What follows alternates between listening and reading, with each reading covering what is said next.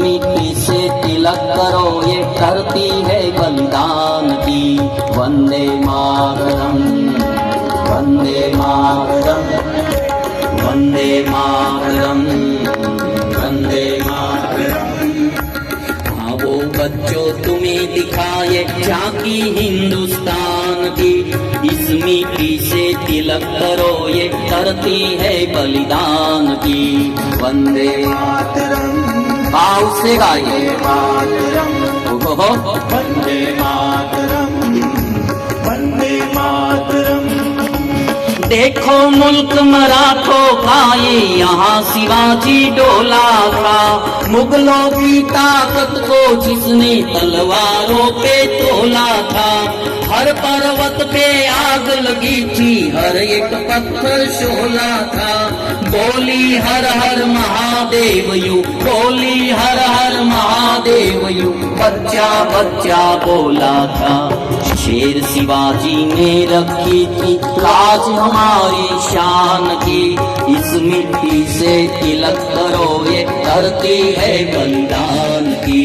वंदे मातरम, वंदे मातरम, वंदे मातरम, वंदे मातरम।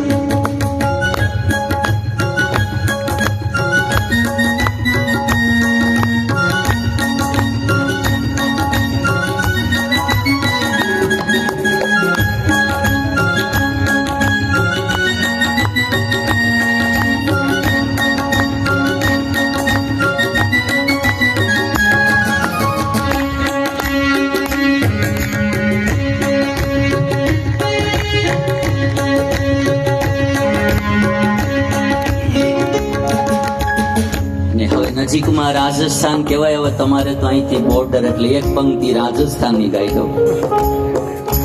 અને બહુ મોટા જાજામાં રાજાઓ બધા લગભગ આપણા રાજવંશો રાજસ્થાનથી ગુજરાતમાં આવેલા. અને લગભગ ઘણા બધા લોકો અહીંયા પણ મૂળ રાજસ્થાનથી આવીને વસેલા. રાજસ્થાનમાં પણ લોકોએ ખૂબ કુરબાનીઓ આપી.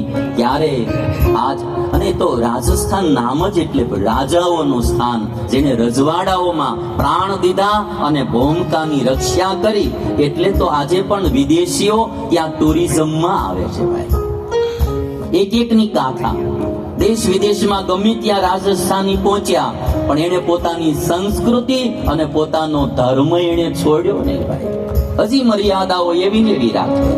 અને એટલા માટે વર્ષો પહેલા લખાણું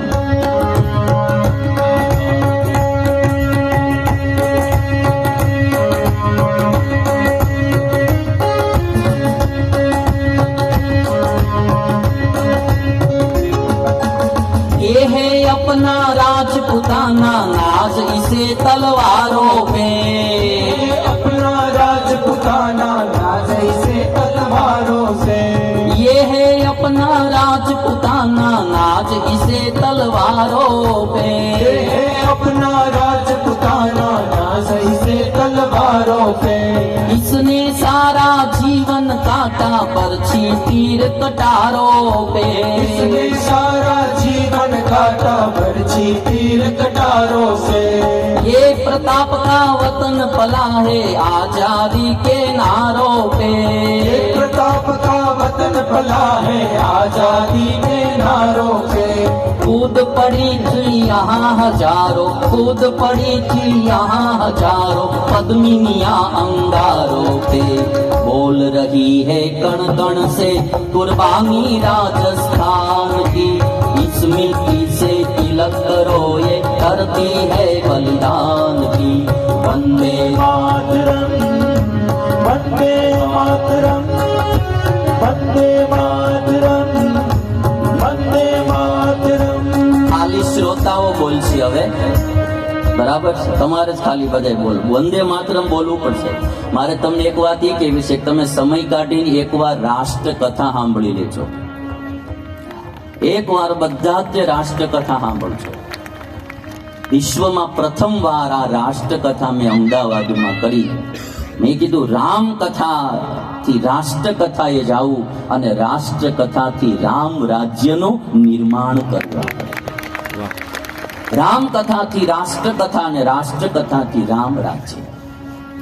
અને એમાં વંદે માતરમ જે ગીત આપણે ગાયું એણે જે આઝાદીમાં ભૂમિકા ભજવી. મને બહુ આનંદ થયો કે મને એમ હતું કે રાષ્ટ્રભક્તિ માણસમાં હોય ના હોય, પણ અમદાવાદની જનતાએ પુષ્કળ લાભ લીધો, હાથે હાથ દિવસ. અને આમ તમે જોવો ને તો માણા અકડે ઠઠ સભા મંડપ ભર્યો હોય. એટલે મને એમ થયું કે લોકોમાં રાષ્ટ્રભક્તિ પણ જાગ્રત થાકી જાય છે. રાષ્ટ્રગીત એ જે આપણું કહેવાય વંદે માતરમ, 1950ની સાલમાં જ્યારે સંવિધાન સભા ભરાણી ત્યારે પાસ થયું કે વંદે માતરમ એ આપણું રાષ્ટ્રગીત ગણાશે ભારત દેશનું. અને એ વંદે માતરમે આ દેશમાં આઝાદી માટે લોકોને તૈયાર કરવામાં બહુ મોટું કામ કરેલું. એટલે એક એક નેતાઓ જે જાગ્યા એ વખતે સ્વાતંત્ર્ય સેનાની એના રગમાં ઉત્સાહ ભરવાનું કામ, એનામાં એકદમ ઉમંગ ભરવાનું કામ આ ગીતે કર્યું, વંદે માતરમ. એટલે તમારે બધાએ વંદે માતરમ આવે ત્યારે તમારે જ ખાલી ગાવાનું છે. आवो बच्चों तुम्हें दिखाए झांकी हिंदुस्तान की, इस मिट्टी से तिलक करो ये धरती है बलिदान की. वंदे मातरम बाबा, वंदे मातरम, आहा वंदे मातरम, वंदे मातरम. उत्तर में रखवाली करता पर्वत राज विराट है, करता पर्वत राज विराट है. दक्षिण में चरणों को धोता सागर का सम्राट है, दक्षिण में चरणों को धोता सागर का सम्राट है. આ દેશ એવો એક છે ભારત દેશ વિશ્વમાં કે ભારત દેશની કોઈ પ્રશંસા કરતો હોય તો કેવા વખાણ કરે કે જેનો મુકુટ હિમાલય છે અને જેના ચરણ સાગર ધોવે ઈ અમારી માં ભારત ભૂમિકા છે. ભાઈ, જેનો મુકટ હિમાલય છે અને જેના ચરણ સાગર ધોવે છે, એનું વર્ણન કરે ને તો જેમ કોઈ ભક્ત ભગવાનનું વર્ણન કરે એમ દેશ ભક્ત દેશનું વર્ણન કરે. અને લખ્યું,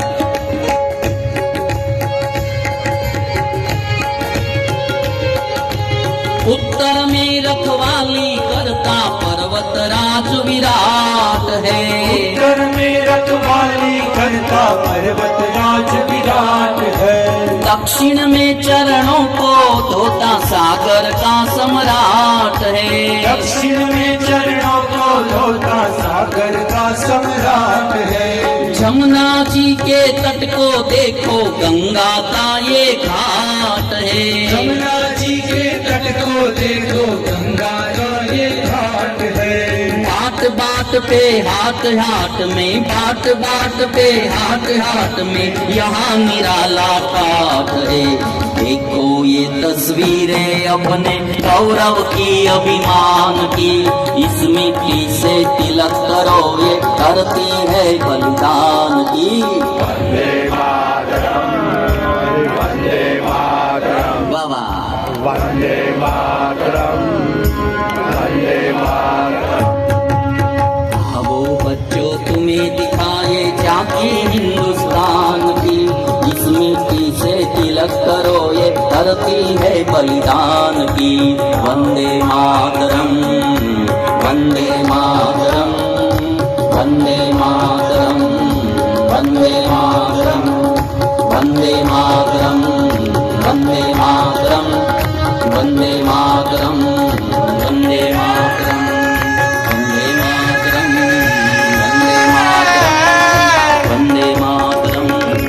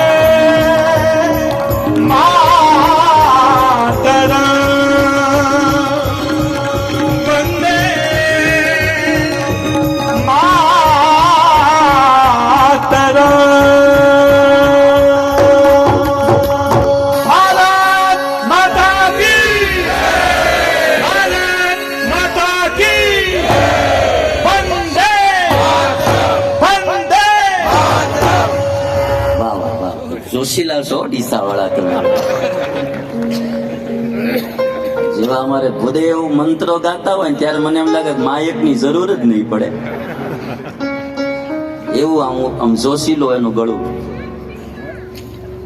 વાલા ભક્તજનો, કોઈ દેશ એવું નહીં કેતો કે મેરા અમેરિકા મહાન, મેરા ઓસ્ટ્રેલિયા મહાન, મેરા કેનેડા મહાન. કોઈ કે છે ક્યાંય તમે હા? ખાલી ભારતમાં શું કરવા કે મેરા ભારત મહાન.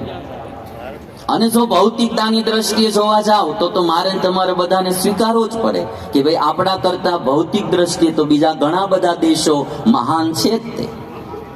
એની સ્વચ્છતા, એનું ડેવલપિંગ, એની ટેકનોલોજી, એનો વિકાસ, એ બધું જોઈએ તો આપણે હજી ઘણા પાછળ છે. કદાચ હજી 25-30 વર્ષ લાગી જાય ત્યાં પહોંચતા. તે તો પછી આપણે મહાન શા માટે કહીએ? બધી લખીએ શું કરવા મેરા ભારતમાં? આ દેશ પાસે સંસ્કૃતિનો વારસો મહાન છે. આ દેશમાં એવા પુરુષો જન્મા જેનું ચરિત્ર મહાન છે, જેના જીવનની ગાથાઓ મહાન છે, અને એટલા માટે કહીએ મેરા ભારત. કોઈ વિદેશી નેતા એવો નહીં હોય કે જેના સ્ટેચ્યુ બધે પધરાવવામાં આવ્યા હોય. એક મહાત્મા ગાંધી એવા ભારત દેશમાં થયા કે મોટા ભાગના દેશોમાં ગાંધીજીનું સ્ટેચ્યુ પધરાવવામાં આવ્યું. કાંઈક તો હશે ને મૂલ્ય.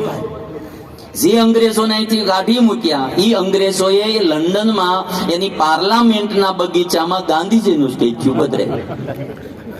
બોલો, એની પાર્લામેન્ટના ગાર્ડનમાં ગાંધીજીનું સ્ટેચ્યુ પધરાવ્યું છે. તો એની એટલી તો ખબર પડી કે આ પુરુષમાં દમ, બંદે મેં થા દમ, એને બંદે મેં થા દમ, વંદે માતરમ. તો મારું કેવું કે ભારત દેશ પાસે બહુ બધા ખોટા ઇતિહાસો વાંચ ન કરતા હિન્દુસ્તાનના મહાપુરુષોના ઇતિહાસો વાંચજો, મારું તો એ કેવું છે. અને હવે શિક્ષણ પદ્ધતિ થોડી ચેન્જ થવા જઈ રહી છે એટલે સારું છે કે આપણા મૂળ પુરુષોના ઇતિહાસો હવે લોકોને જાણવા મળે છે. મેં તો એક શરૂઆત કરી છે. મેં કીધું કે એક રાષ્ટ્રકથાની શરૂઆત થાય, ભવિષ્યમાં કોઈ દેશભક્તો જાગે, કોઈ વળી નવી રાષ્ટ્રકથાઓ કરી રાષ્ટ્રભક્તિ જગાડે. રાષ્ટ્ર સુરક્ષિત હશે તો આપણે બધા સુરક્ષિત હશું. એટલે મેં તો એક શરૂઆત કરી. મેં કીધું ટ્રાય કરીએ આપણે. કલ ખેલ में हम हो या न हो, गर्दिश में तारे रहेंगे. આપણે કાલ હોય કે ન હોય આ દુનિયામાં, આપણે પરમેનન્ટ તો છે નહીં, પણ એક સારું કાર્યની શરૂઆત થાય, વર્ષો સુધી ચાલ્યા કરે. આ બધા મહાપુરુષોએ શું કર્યું? આવા જલારામ બાપાએ શું કર્યું? કોઈ પણ આવે બધાને રોટલો ખવડાવ્યો. દુનિયામાં આજ વીરપુરનો ડંકો વાગે કે રૂપિયો લીધા વિના આટલા લોકોને જમાડવાના. રૂપિયો લીધા વિના એક ગલ્લામાં આમ ગલ્લામાં નાખવાનું નહીં. લખ્યું હોય ક્યાંય કોઈ જગ્યાએ એવું લખ્યું હોય કે અહીંયા કોઈએ દાન દેવું નહીં, એવું જો કોઈ સ્થાન હશે બીજું કે મને ખબર નહીં, પણ આખી દુનિયાના નજરમાં આવે એવું પહેલું સ્થાન વીરપુર જલારામ બાપાનું સ્થાન. દાન માંગવું નહીં તો તમે કઠણ કેટલી મોટી વાત કહેવાય, તો તમે વિચાર કરો. અને એકને કારણે એક સદાવ્રત શરૂ થયું, એને કારણે આજ કેટલા સદાવ્રતો ચાલે. એક મહાપુરુષો એવા દુનિયામાં આવ્યા, એના કાર્યો 200, 500 વર્ષ વ્યતીત થયા, હજી એના કાર્યો જીવતા જાગતા છે. એને કારણે આપણે કહીએ કે મેરા ભારત. અમેરિકામાં જાઓ, એક જણો કોઈ પાડોશીને ખવડાવે કેજો. પાડોશીને નહીં, મરતા પેલા લખીને જવું પડે અને ક્યાંક જગ્યા નક્કી કરીને જવું પડે, પૈસા અગાઉ ચૂકવી દેવા પડે કે અમે મરીએ ત્યારે અમારી દફન વિધિ અહીંયા કરજો. ઘરના છોકરા અગ્નિ સંસ્કાર કરવા નથી આવતા. ખાલી રોડ રસ્તા ને બિલ્ડિંગ હારા હોય એમ કોઈ દેશ મહાન ન બને. જેના જીવન ચરિત્ર મહાન હોય એ દેશ મહાન બને. તો લંકાને કોઈ મહાન ન કે. જો ભૌતિકતાથી મહાનતા હોય તો શ્રીલંકાને કોઈ મહાન ન કે. રાવણની લંકા તો સોનાની હતી, મહાન તો અયોધ્યા કહેવાય ભાઈ. રામ જેવું પાત્ર જ્યાં પ્રગટ થયું એ મહાન કહેવાય. અને આ દેશ કેટલો કૃતજ્ઞ દેશ છે એ તમે જો. આજે અયોધ્યામાં જે એરપોર્ટ બનાવ્યું, મહર્ષિ વાલ્મીકી ઋષિના નામે એરપોર્ટ બન્યું. જેને રામનું ચરિત્ર લખ્યું એને પણ આ દેશ ભૂલતો નથી. કોઈ આ દેશ માટે કંઈ કામ કર્યું એને આ દેશ ભૂલતો નથી. નહીતર ક્યાં મહર્ષિ વાલ્મીકી ઋષિ થયા, એને કેટલો સમય થયો, એરપોર્ટનું નામ મહર્ષિ વાલ્મીકી ઋષિના નામે પડ્યું. એક જગ્યાએ આ દેશ કૃતજ્ઞ દેશ છે. એટલે ઇન્દોરમાં જાઓ, રાણી દેવી અહિલ્યાબાઈ થયા, એમના નામે એરપોર્ટનું નામ રાખ્યું ઇન્દોરનું. હા, બહુ વર્ષો પહેલા, 400 વર્ષ પહેલા રાણી થઈ ગયા, આજે એના નામે એરપોર્ટનું નામ રાખ્યું. તમે રાંચી જાઓ તો બિરસા મુંડા થયા, આદિવાસી વિસ્તારમાં બિરસા મુંડા. એને પણ સ્વાતંત્ર્ય સેનાની હતા. દેશ અને ધર્મ માટે 25 વર્ષની ઉંમરે પોતાના પ્રાણની આહુતિ દઈ દીધી. રાંચીના એરપોર્ટનું નામ બિરસા મુંડાના નામે રાખવામાં આવ્યું. એક ચીજ જો આવા મહાપુરુષો થયા એટલે આપણે કહીએ મેરા ભારતમાં. તમને કોઈ ક્યારે એમ કે તમારા દેશમાં એવું શું છે, તમે કહો છો મેરા ભારત મહાન, એટલે મેં તમને આ વાત કરી. છાતી ઠોકીને તમે કહી શકો એક રામ લઈ આવો તમારા દેશમાંથી, ખબર પડે. અમે એટલે કહીએ મેરા ભારત મહાન. આવા સત્પુરુષો, આવી સતી નારીઓ. અહીંયા નારીઓ કેવી જન્મી? દ્રૌપદી સતી નારી, કુંતી સતી નારી. આમાં ઝુકટું રમાતું હતું, દ્યુત ક્રીડા રમાતી હતી. અને વિદુરસિંહ યુધિષ્ઠિર હારે જતા હતા, બધું હારી ગયા. 5 ભાઈઓની ઓઢમાં મૂકી દીધા. જુગારી તો હાર્યો જુગારી બમણું રમે. બને ત્યાં સુધી જુગારમાં કોઈ જાતા નહીં, એમાંથી પાછું નથી વળાતું. પછી એમાં બહુ ચડવું નહીં. અને યુધિષ્ઠિર બધાને મૂકી દીધા, દ્રૌપદીને હારી ગયા. અને જ્યારે ચીરહરણ કરવા માટે દ્રૌપદીને લાવવામાં આવ્યા, અને ત્યારે વિદુરે એટલું કીધું, સુગ્ન માણા હોય ને એને ખબર પડી જાય. વિદુરે જઈને ધૃતરાષ્ટ્રને એટલું કીધું, ભાઈ હજી બાજી તમારા હાથમાં છે, સંભાળી લો. જો આ દ્રૌપદીના મોઢામાંથી એકવાર શ્રાપના વેણ નીકળી ગયા ને, વંશનો વિનાશ થતા વાર નહીં લાગે.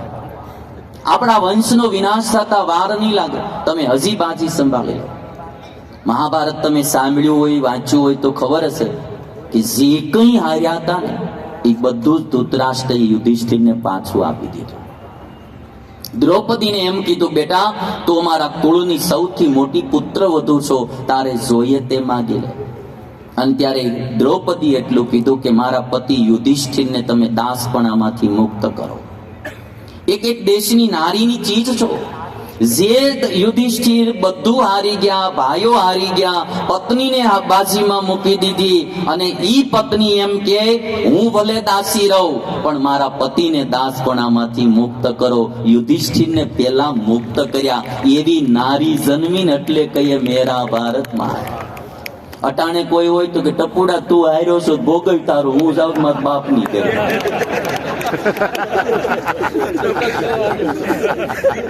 કોઈ રે ભાઈ? અને પછી એનો પતિવ્રતાનો ધર્મ જોયો ને એટલે યુધિષ્ઠિર ધૃતરાષ્ટ્ર બોલ્યા કે બેટા તારો આ પાતિવ્રત્ય ધર્મ જોઈને હું બહુ પ્રસન્ન થયો છું, બીજું વરદાન માગી લે. દ્રૌપદી કહે તો બાકીના મારા 4 પતિઓને દાસપણામાંથી મુક્ત કરો. પોતાના સુખનું વિચારતી જ નથી દ્રૌપદી, મારા પતિ સુખી થવા જોઈએ, એને તમે મુક્ત કરો.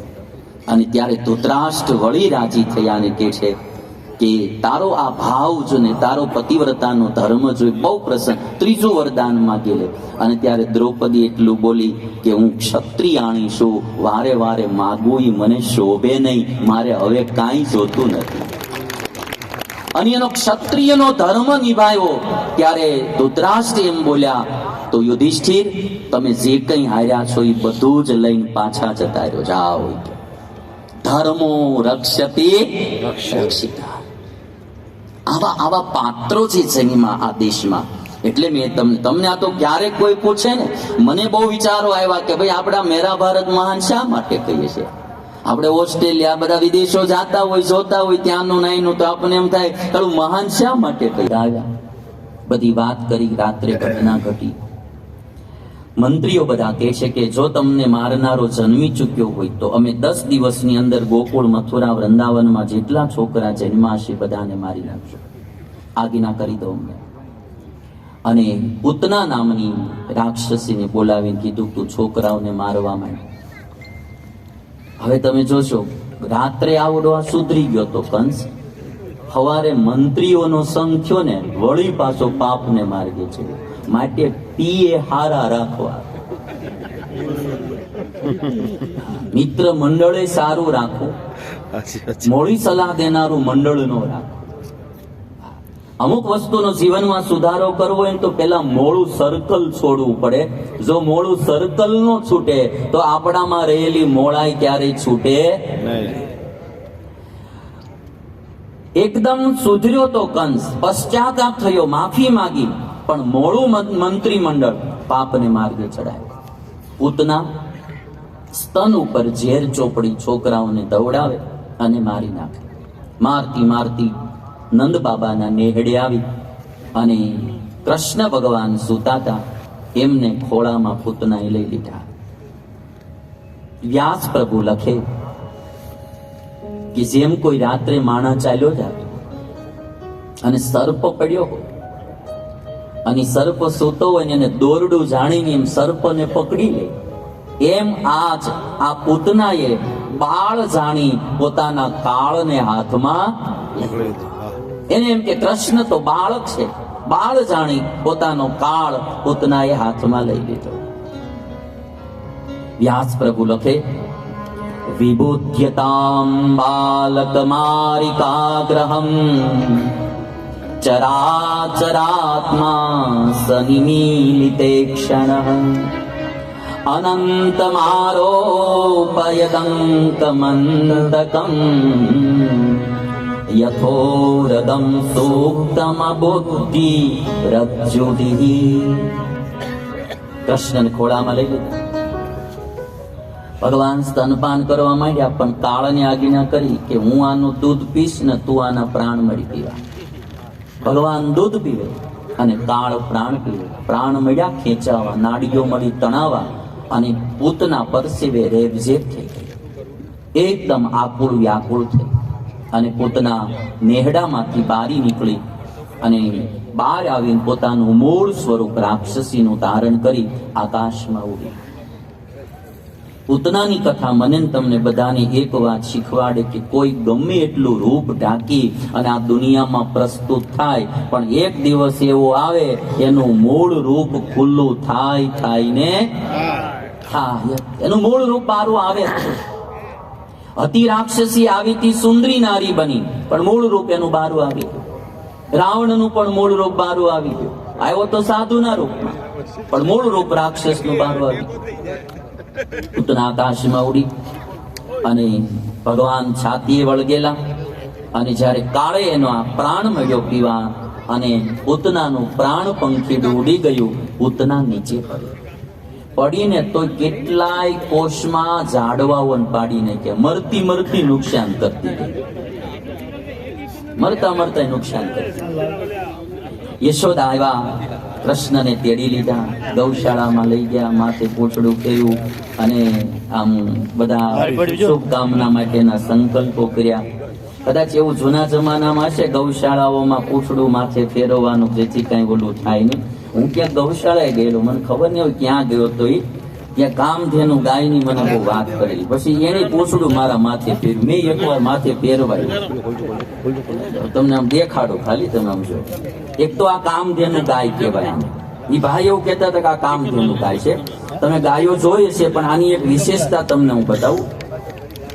એક તો આના ભાલમાં તિલક હોય, સફેદ તિલક છે, અને આના કાન જે છે ને, પેલી ઘોડી હોય ને જે હારી ઘોડી, એના કાન તમે આમ જોયા છે ઉપરથી આમ ભેગા થઈ જતા હોય, ઘોડીના કાન ઉપર. આ ગાયના કાન છે ને આમ મોઢા આગળ લાવી અને આમ આગળ ભેગા કરે આ ગાય કાન. બધી ગાયોમાં કદાચ આવું નહીં થતું હોય, તમે જોજો. હા, કપાળમાં તિલક છે, હાલમાં તિલક છે અને કુંડ ઉપર એને જી છે.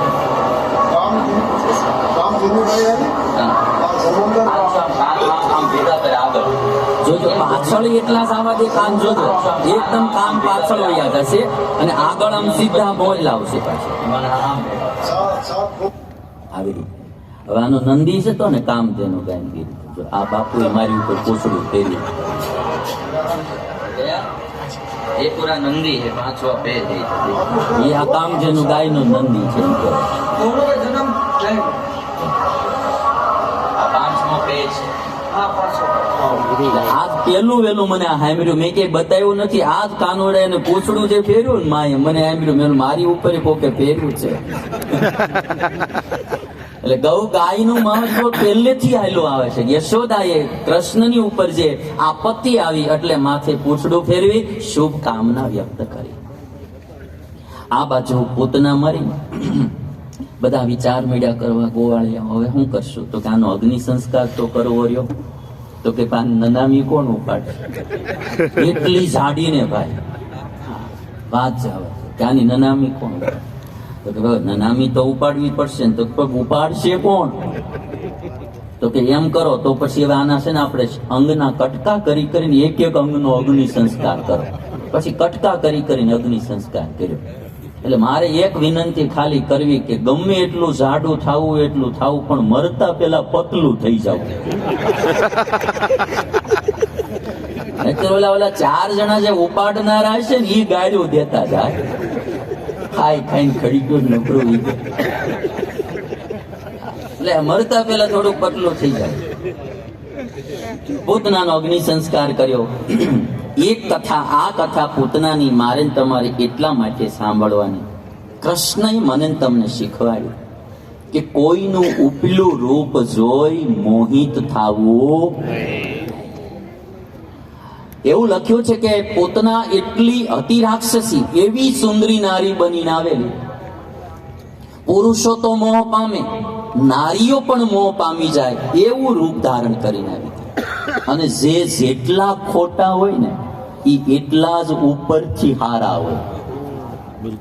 જેટલા અંદરથી ખોટા હોય ને એટલા જ ઉપરથી એટલા હારા દેખાય, નો પૂછો વાત. તમે એની વાતમાં આવી જ જાઓ.